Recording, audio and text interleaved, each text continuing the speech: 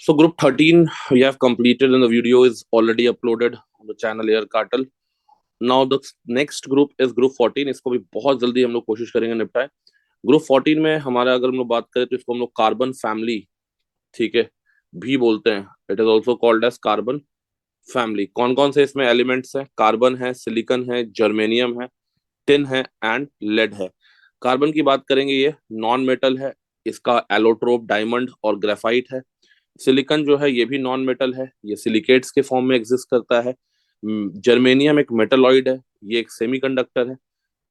Tin की अगर हम लोग बात करेंगे तो टिन एक मेटल है एंड इसका एक common ore is SnO2 which is also called as cassiterite ore.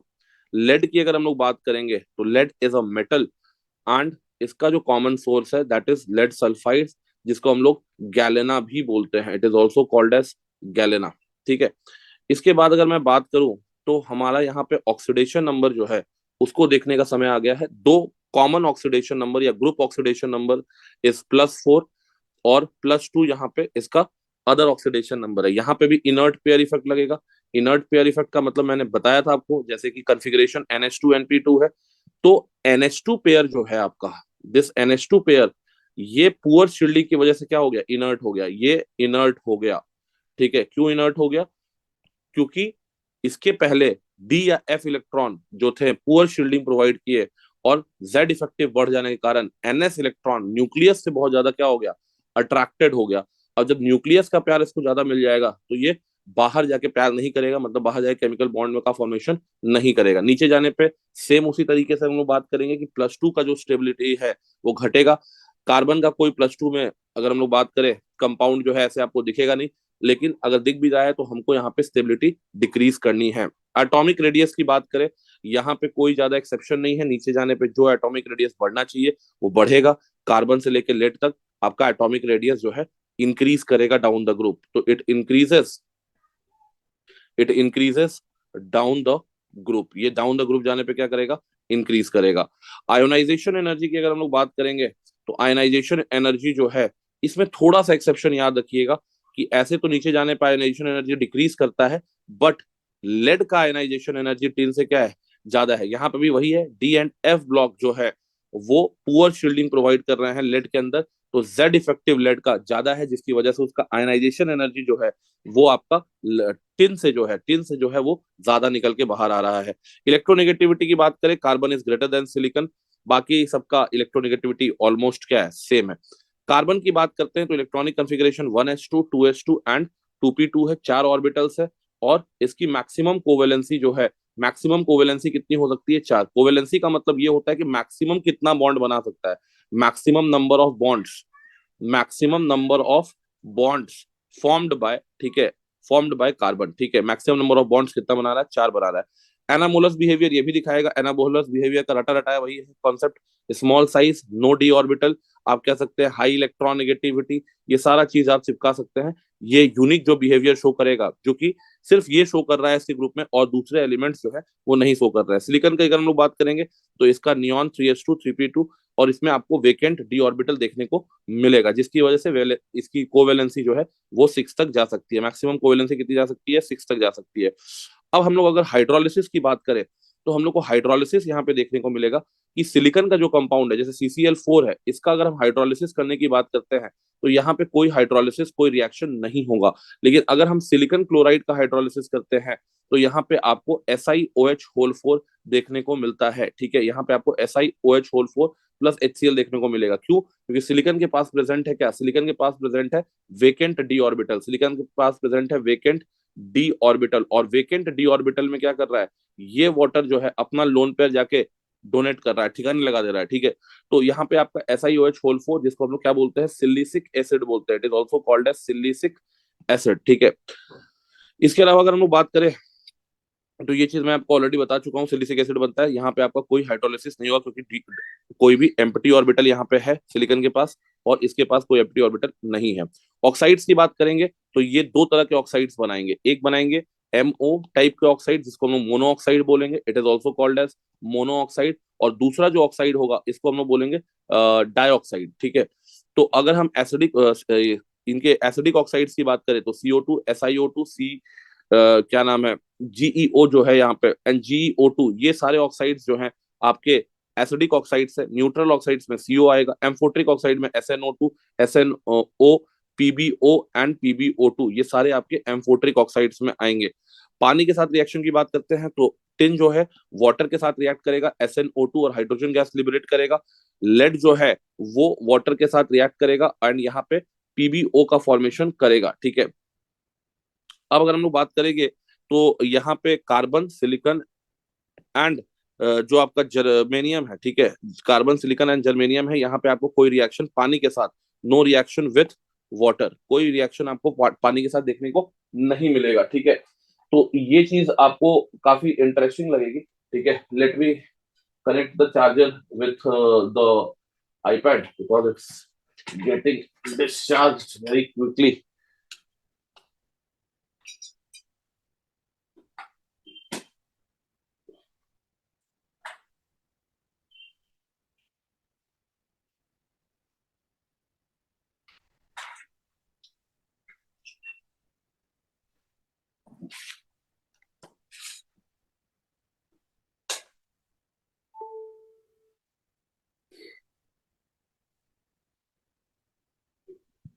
Okay, the charge is now connected. इसके बाद हम लोग रिएक्शन विद हेलोजेंस की बात करेंगे। दो टाइप का हेलाइड बनाएगा ये, EX2 टाइप का हेलाइड और EX4 टाइप का हेलाइड्स बनाएगा, ठीक है। PbI4 जो है एग्जिस्ट नहीं करेगा क्योंकि इनर्ट पेयर इफेक्ट जो है Pb+2 जो है ये ज्यादा स्टेबल है Pb+4 से, और जो I- है ये क्या करेगा, ये Pb4+ को रिड्यूस कर देगा किसमें, Pb2+ में, ठीक है। तो I- क्या है, एक रिड्यूसिंग एजेंट है और Pb4+ को Pb2+ में रिड्यूस कर देगा। तो Pb2+ ऐसे भी ज्यादा स्टेबल है तो बहुत आसानी से रिडक्शन हो भी जाएगा, ठीक है, और नॉट स्टेबल, ठीक है। तो ये कहानी है कैटिनेशन की। जो हम लोग बात करते हैं, कैटिनेशन क्या है, सेल्फ लिंकिंग प्रॉपर्टी है और ये डिपेंड करेगा किस पे, ये डिपेंड करेगा बॉन्ड एनर्जी। जैसे कार्बन कैटिनेशन शो कर रहा है तो कार्बन कार्बन के बॉन्ड एनर्जी पे, सिलिकॉन कैटिनेशन कर रहा है तो सिलिकॉन सिलिकॉन के बॉन्ड एनर्जी पे डिपेंड करेगा। जिसका बॉन्ड एनर्जी ज्यादा होगा उसकी कैटिनेशन टेंडेंसी क्या होगी, ज्यादा होगी। तो टेंडेंसी की अगर बात करें तो ये ऑर्डर इंपॉर्टेंट है, एग्जाम के लिए याद रखिएगा कि carbon greater than silicon, silicon के बाद आपका जर्मेनियम आ जाएगा, देन आपका टिन आ जाएगा। Lead does not show catenation, ये बात याद रखिएगा, लेड जो है कैटिनेशन प्रॉपर्टी शो नहीं करता है। अब कार्बन के अगर हम लोग एलोट्रोप्स की बात करें तो कार्बन का जो एलोट्रोप्स है ये क्रिस्टलाइन और एमोर्फस दोनों एलोट्रोप बनाता है। इसके क्रिस्टलाइन एलोट्रोप्स में किसका किसका नंबर लगता है भाई, तो क्रिस्टलाइन में इसका नंबर लगता है डायमंड का, ठीक है, दूसरा ग्रेफाइट एंड तीसरा इसका जो होता है जिसको हम लोग फुलरेन, फुटबॉल जो बकमिनिस्टर फुलरेन जो आप लोग क्लास 10 में पढ़ते थे, फुलरेन जिसको बोलते हैं, इसका एमोर्फस एलोट्रोप भी होता है। एमोर्फस में जो होता है, एमोर्फस एलोट्रोप जो होता है इसमें आपका कोल आ जाता है, ठीक है, इसमें आपका चारकोल आ जाता है और इसमें कार्बन ब्लैक जिसको काजल भी हम लोग बोलते हैं वो सब आएगा, कार्बन ब्लैक भी आ जाएगा। अगर डायमंड की बात करें, क्रिस्टलाइन फॉर्म है, वेरी हार्ड है, ठीक है, नेटवर्क सॉलिड है, ठीक है, हाई मेल्टिंग बॉइलिंग पॉइंट है। कार्बन में एक चीज, डायमंड में एक चीज और याद रखना कि जो हाइब्रिडाइजेशन है of carbon, hybridization of carbon in diamond, it is equal to sp3, या sp3 हाइब्रिडाइज्ड है, ठीक है। ये क्वेश्चन बड़ा इंपॉर्टेंट है, पूछता है एग्जाम में, तो ये चीज हमने देखी। इसके अलावा अगर हम लोग बात करेंगे कि एनसीईआरटी को थोड़ा अगर हम लोग देखते हैं तो एनसीईआरटी में देखिए यहाँ पे sp3 हाइब्रिडाइज दिखाया है, इसका स्ट्रक्चर दिखाया है। ये बैड कंडक्टर्स ऑफ इलेक्ट्रिसिटी है बिकॉज यहाँ पे कोई फ्री इलेक्ट्रॉन नहीं है, तो ये इसका स्ट्रक्चर जो है एनसीईआरटी के अंदर बनाया हुआ आपको मिलेगा। Graphite on the other hand, ठीक है, ये मोस्ट स्टैंडर्ड एलोट्रोप है कार्बन का, it is the standard allotrope most standard allotrope of carbon. और स्टैंडर्ड एलोट्रोप का होने का फायदा क्या होता है कि enthalpy of formation, standard enthalpy of formation of graphite जो है, ये भी इंपॉर्टेंट क्वेश्चन है, ये क्या होगा, 0 हो जाएगा। लेकिन अगर मैं डायमंड की बात करूं, enthalpy of formation of, standard enthalpy of formation of diamond, तो ये नॉट इक्वल टू 0 आता है। ग्रेफाइट का जो स्ट्रक्चर है ये लेयर्ड स्ट्रक्चर है, ये भी क्रिस्टलाइन एलोट्रोप है, सॉफ्ट है, नेटवर्क सॉलिड ये भी है, ठीक है, and it is a good conductors of heat and electricity क्योंकि फ्री इलेक्ट्रॉन प्रेजेंट है। लेयर्स स्ट्रक्चर है, हाइब्रिडाइजेशन sp2 है, और यहाँ पे लेयर्स जो है आपस में वैंडरवॉल फोर्स, ये एक लेयर हो गया और ये दूसरा लेयर हो गया, इसके बीच में क्या है बेटा, इसके बीच में वैंडरवॉल फोर्स ऑफ अट्रैक्शन आपको देखने को मिलेगा, ठीक है। इसके अलावा अगर हम फुलरीन की बात करें, फुलरीन क्या है, फुटबॉल जैसा इसका स्ट्रक्चर होता है, ठीक है, इसमें 6 मेंबर रिंग होते हैं, कितने 6 मेंबर रिंग होंगे, 20। 5 मेंबर रिंग कितने होंगे, 12, इसमें भी कार्बन sp2 हाइब्रिडाइज्ड है। यहाँ पे एरोमेटिक रिंग आपको देखने को मिल जाएगा। यहाँ पे आपको देखने का ये है कि 6 मेंबर रिंग जो है वो फ्यूज्ड रहेगा, ठीक है, 6 मेंबर के साथ भी और 5 मेंबर के साथ भी। लेकिन 5 मेंबर रिंग जो है, 5 मेंबर रिंग है, जैसे मैं आपको दिखाना चाहूंगा, 5 मेंबर रिंग जो है यहाँ पे एक 5 मेंबर रिंग, इसके चारों तरफ सिर्फ 6 मेंबर रिंग है, इसके चारों तरफ सिर्फ 6 मेंबर रिंग है। तो 5 member ring is only fused with what, 6 member ring from all the side, but 6 member ring अपने 3 साइड से 5 मेंबर रिंग से जुड़ा रहेगा और अपने 3 साइड से 6 मेंबर रिंग से जुड़ा रहेगा, जो कि एनसीईआरटी में ये फोटो आपको देखने को मिल जाएगा। कार्बन मोनोऑक्साइड एक कंपाउंड इसके बारे में दिया हुआ। कार्बन मोनोऑक्साइड जनरली बनता है किससे, इनकम्प्लीट कंबशन से, यानी कि कार्बन को जब आप लिमिटेड सप्लाई ऑफ एयर में जला रहे हैं, ठीक है, लिमिटेड सप्लाई ऑफ एयर में जला रहे हैं, तो यहाँ पे आपको कार्बन मोनोऑक्साइड बनता हुआ दिखेगा। स्मॉल स्केल पे अगर हम लोग बात करें कि कार्बन मोनोऑक्साइड को कैसे बनाना है, तो ये रिएक्शन बड़ा इंपॉर्टेंट है। फॉर्मिक एसिड को आप क्या करिए, कॉन्सेंट्रेटेड H2SO4 के प्रेजेंस में डिहाइड्रेट कर दीजिए अराउंड 100 डिग्री सेल्सियस पे। कमर्शियल स्केल पे अगर हम लोग बात करेंगे, कमर्शियल स्केल पे अगर हम लोग देखते हैं, तो आप अगर स्टीम पास कर दे हॉट कोक से, तो यहाँ पे आपको सिन गैस, सिंथेसिस गैस मिलेगा, जो कि आप वाटर गैस के नाम से भी जिसको जानते हैं। और 1273 केल्विन का टेम्परेचर है हॉट कोक का। तो यहाँ पे आपको CO+H2 क्लास 10 में आप पढ़ते थे, इसको वाटर गैस या सिन गैस भी बोला जाता है। एयर अगर हम लोग पास करेंगे हॉट कोक से, तो यहाँ पे बन जाएगा क्या, प्रोड्यूसर गैस, ये भी आप पढ़ते थे, CO+N2 का जो मिक्सचर होता है, इसको हम लोग क्या बोलते हैं, प्रोड्यूसर गैस बोल रहे होंगे। This is NCERT. तो हॉट कोक में एयर पास किए, क्या बना, प्रोड्यूसर गैस। हॉट कोक में अगर हम स्टीम पास कर रहे हैं, ये स्टीम है, गर्म हवा, वेपर वेपर गर्म हवा, गर्म पानी का जो वेपर है उसको पास कर रहे हैं, तो यहाँ पे आपको वाटर गैस मिलता हुआ दिख रहा है। बाकी ये कलरलेस है, न्यूट्रल है, ऑर्डरलेस है, पावरफुल है, रिड्यूसिंग एजेंट भी है, और सबसे बड़ा बात, जान ले सकता है आपकी, टॉक्सिक है, हाईली टॉक्सिक, ठीक है। मैनी मेटल्स के एक्सट्रैक्शन में कार्बन मोनोऑक्साइड का यूज हम लोग करते हैं, मेटलर्जिकल इंडस्ट्री में इसका यूज करते हैं। और आप देख सकते हैं कि आयरन ऑक्साइड, जिसको कि हम लोग क्या नाम है, हेमाटाइट ओर भी बोलते हैं, it is also called as hematite ore. तो हेमाटाइट ओर को ये क्या कर रहा है, आयरन, यानी कि पिग आयरन में, जैसे ब्लास्ट फर्नेस में अगर पिग आयरन बनाना है हम लोग को, तो वहां पे यही रिएक्शन हो रहा होता है कार्बन मोनोऑक्साइड से रिडक्शन। जिंक ऑक्साइड को भी रिड्यूस कर देगा, जिंक बना देगा। तो कार्बन मोनोऑक्साइड एक बेहतरीन रिड्यूसिंग एजेंट है, और ये आपका ब्लास्ट फर्नेस में यूज होगा। ध्यान रखिएगा इस चीज को, सारे रिएक्शन इंपॉर्टेंट है, ठीक है। बाकी स्ट्रक्चर में हमको पता है कि सिग्मा बॉन्ड है, पाई बॉन्ड्स है, एंड ये जो है मेटल कार्बोनिल्स के रूप में, जब आप कोऑर्डिनेशन केमिस्ट्री पढ़िएगा तो वहां पे ये कार्बन मोनोऑक्साइड एक अच्छा डोनर की तरह बिहेव करेगा, मेटल के साथ कंबाइन करेगा, ट्रांजिशन मेटल के साथ, और कार्बन मेटल कार्बोनिल्स का फॉर्मेशन करेगा। टॉक्सिक है, और ये क्या करता है, हेमोग्लोबिन से मिलके कार्बोक्सी हेमोग्लोबिन जो आपका एक कॉम्प्लेक्स बनाता है, जो कि 300 टाइम्स, कितना टाइम्स, 300 टाइम्स ज्यादा स्टेबल है ऑक्सीजन हेमोग्लोबिन कॉम्प्लेक्स से। और ये क्या करेगा, ऑक्सी हेमोग्लोबिन कॉम्प्लेक्स को नहीं बनने देगा, जिसकी वजह से जो लंग्स से ऑक्सीजन का ट्रांसफर पूरे बॉडी में हो रहा है वो नहीं हो पाएगा। तो this prevents the haemoglobin in red blood corpuscles from carrying oxygen round the body and ultimately resulting in मौत, ठीक है। तो ये चीज हमारा हो रहा है कार्बन के साथ, जो कि आपको याद रखना है। इसके बाद कार्बन डाइऑक्साइड के साथ हम लोग बात करेंगे। एनसीईआरटी को पहले हम लोग लेते हैं। तो एनसीईआरटी में बोलता है कि it is prepared by complete combustion. ऐसे भी कॉमन सेंस है कि कंप्लीट कंबशन, हाइड्रोकार्बन का आप कंबशन करिए, कोई भी हाइड्रोकार्बन, वहां पे भी आपका CO2 बाहर निकलने वाला है। लैब में अगर बनाना है तो कैल्शियम कार्बोनेट को HCl के साथ ट्रीट कर दीजिए, तो लैब में आप CO2 बना पाएंगे। कमर्शियल स्केल पे बनाना है तो आपको लाइमस्टोन मतलब अपना CaCO3 को हीट करना पड़ेगा, यहाँ पे आपको CaO+CO2 बनेगा। अगर हम लोग बात करें, ऑर्डरलेस कलरलेस गैस है, लो सॉल्युबिलिटी है पानी में, और ये टॉक्सिक नहीं है, ठीक है। और इमेंस बायोलॉजिकल केमिकल इसका इंपॉर्टेंस है, ठीक है। कार्बोनिक एसिड पानी में बनाता है, which is a weak acid, and dissociate in 2 steps, ठीक है, 2 स्टेप्स में ये डिसोसिएट होता है, ठीक है। तो ये वीक एसिड है, 2 स्टेप में आप इसका डिसोसिएशन देख सकते हैं।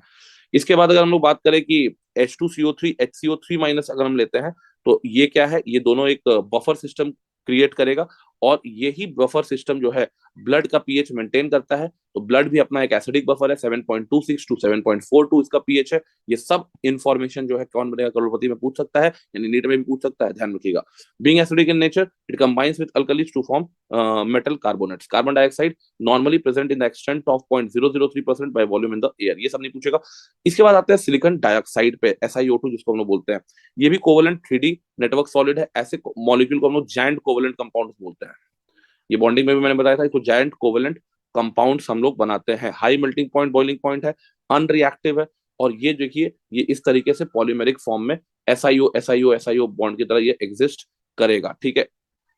सिलिकॉन्स की अगर हम ऑन द अदर हैंड बात करें, तो सिलिकॉन्स क्या है, सिलिकॉन्स बेसिकली आपका ऑर्गेनो सिलिकॉन कंपाउंड्स है। They are organo they are organosilicon compounds, ये ऑर्गेनोसिलिकन कंपाउंड्स है। और ये बन कैसे रहे हैं, तो जब हम मान लीजिए मिथाइल क्लोराइड है, इसको अगर हमने कॉपर पाउडर के साथ हीट किया, ठीक है, तो यहाँ पे अगर हम लोग बात करें तो यहाँ पे आपका सबसे पहले तो SI, मतलब ये हमने क्या बना दिया है, R2SiCl2, इसको शॉर्ट में लिख रहा हूँ, R2SiCl2 बना दिया है हमने, ठीक है।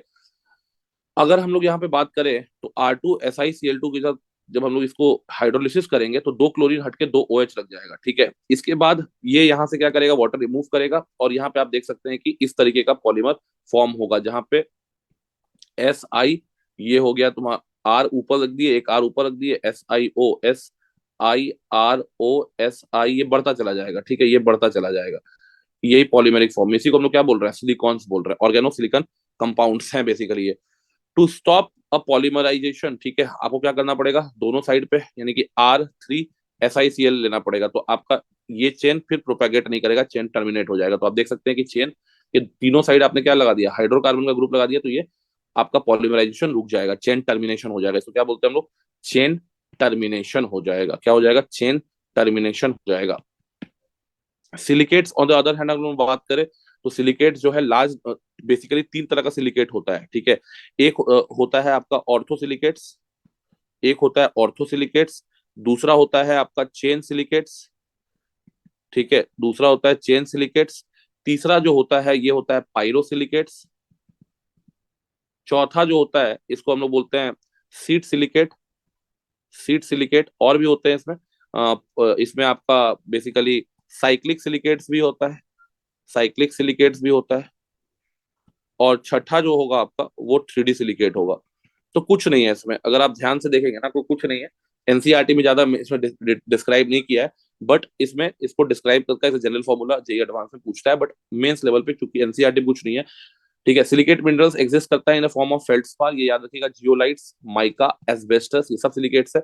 Basic structural unit of silicates जो है ये आपको बना हुआ है यहाँ पे, जो कि आपको दिख रहा है SiO4 4- है, ठीक है, टेट्राहेड्रल फैशन में जुड़ेंगे, और ये पॉलीमराइज करेंगे, 3 डायमेंशनल चेन, रिंग, सीट, ये सब फॉर्म में ये एग्जिस्ट करेगा, ठीक है। और इसका इसी हिसाब से फॉर्मूला होगा। जियोलाइट्स के बारे में दो तीन पॉइंट आपको याद रखना है। ये जियोलाइट्स क्या होते हैं, एल्यूमिनियम एटम अगर सिलिकॉन को रिप्लेस कर दे, ठीक है, 3 डायमेंशनल सिलिकॉन के मतलब जो सिलिकेट का स्ट्रक्चर है, तो ओवरऑल स्ट्रक्चर को हम लोग बोलते हैं एल्यूमिनो सिलिकेट। एल्यूमिनो सिलिकेट जो होता है ये वाटर के हार्डनेस को रिमूव करने पे भी हम लोग यूज करते हैं। ये हाइड्रोजन के चैप्टर में पहले था, अब उसको हटा दिया है सिलेबस से, नीट और जेई दोनों के सिलेबस से, तो याद रखिएगा एल्यूमिनो सिलिकेट्स जियोलाइट्स है। और यहाँ पे कैटायंस जो होंगे Na+K+ और कैल्शियम 2+, ये नेगेटिव चार्ज को बैलेंस करेंगे।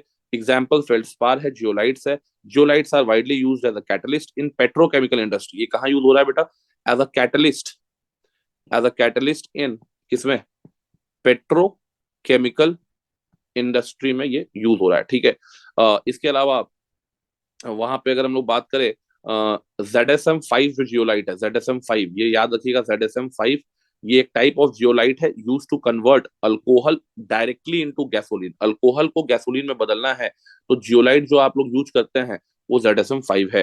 हाइड्रेटेड जियोलाइट जो है ये आयन एक्सचेंजर्स में यूज होता है, जो मैं बोला था कि वाटर के हार्डनेस को रिमूव करने के लिए इसका हम लोग काफी ज्यादा यूज करते हैं। तो ये आपका, अगर मैं बात करूं तो ग्रुप 14 का जो कहानी है वो समाप्त होता है। एक चीज मैं यहाँ पे आपको एक्स्ट्रा बताना चाहूंगा, जो कि सिलिकेट्स को लेके है, कि जब आपका सिलिकेट का कोई भी यूनिट शेयर्ड नहीं है, जैसे यहाँ पे कोई भी यूनिट शेयर नहीं है, तो इसका जनरल फॉर्मूला क्या हो जाएगा, SiO4 4-। अगर एक ऑक्सीजन शेयर्ड हो जाता है तो पायरोसिलिकेट बोलते हैं। पायरोसिलिकेट में क्या होता है, 1 ऑक्सीजन शेयर्ड, तो 1 ऑक्सीजन शेयर्ड हो गया, मतलब कि 2 सिलिका यूनिट है मेरे पास, और दोनों का एक एक ऑक्सीजन जो है वो शेयर्ड हो गया। अब इसका जो जनरल फॉर्मूला आएगा, इसका देखिए आप, ये 1 ऑक्सीजन है, इसमें माइनस चार्ज है, इसमें माइनस है, ये भी 1 ऑक्सीजन है, ये भी 1 ऑक्सीजन है, ये हाफ हो गया। तो इसका जो फॉर्मूला बन रहा है वो बन रहा है SiO, और 3.5 ये हो जाएगा, और चार्ज टोटल 3-, तो इसका जनरल फॉर्मूला हो जाएगा Si2O7 and 6-। इसी तरीके से आप बताएंगे हम मुझे कि चेन सिलिकेट में, मैं बता देता हूँ, चेन सिलिकेट में 2 ऑक्सीजन एटम शेयर्ड होता है, 2 ऑक्सीजन एटम शेयर्ड होता है, ठीक है। और इसका भी अगर आप फॉर्मूला निकालिएगा जनरल तो होगा SiO3 2-। इसी तरीके से आप बताएंगे सीड सिलिकेट्स का कहानी क्या है, सीड सिलिकेट्स में क्या कहानी बनता है, तो इसमें 3 ऑक्सीजन एटम्स शेयर्ड होंगे, 3 ऑक्सीजन एटम शेयर्ड होंगे। फॉर्मूला आप बताइएगा कि इसका फॉर्मूला क्या लिखेंगे हम लोग। और जो 3D सिलिकेट्स होगा इसमें हर ऑक्सीजन शेयर्ड होगा 3D सिलिकेट्स में। All oxygen atoms, all oxygen atoms will be shared. तो 3D सिलिकेट्स को हम लोग SiO2 के फॉर्म में रिप्रेजेंट करेंगे। तो दिस इज फॉर ग्रुप 14। इतना आप पढ़ लेंगे, नीट का कोई क्वेश्चन नहीं ये करेगा। नोट्स जो है मैं सारे लेक्चर्स कंप्लीट होने के बाद नोट्स आपको प्रोवाइड कर दूंगा। बट आप इस वीडियो को पूरा देखें, शॉर्ट नोट्स बनाए और क्विक जेई मेंस के क्वेश्चंस को अटेम्प्ट करें। Thanks a lot and have a lovely day.